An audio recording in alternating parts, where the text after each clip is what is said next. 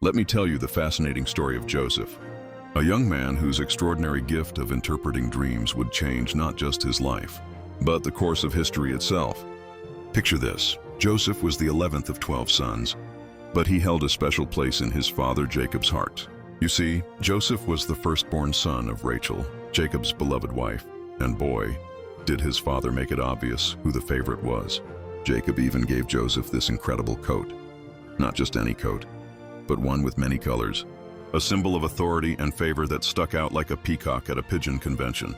Now, being daddy's favorite might sound great, but it came with some serious family drama. Joseph's brothers weren't exactly thrilled about their father's obvious favoritism.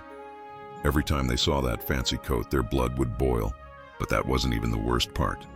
Joseph had this incredible ability. He could interpret dreams, and he had some pretty wild dreams himself.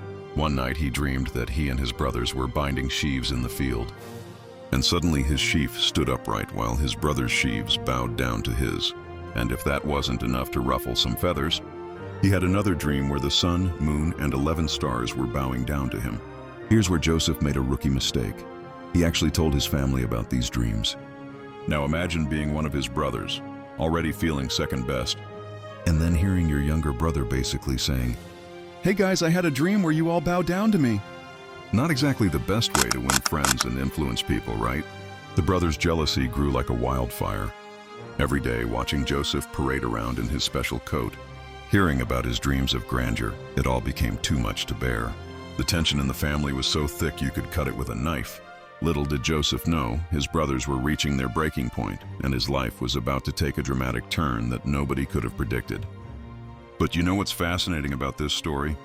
It shows us how something as simple as favoritism can tear families apart, and how our own actions, even when we're just being honest about our experiences, can sometimes contribute to our challenges.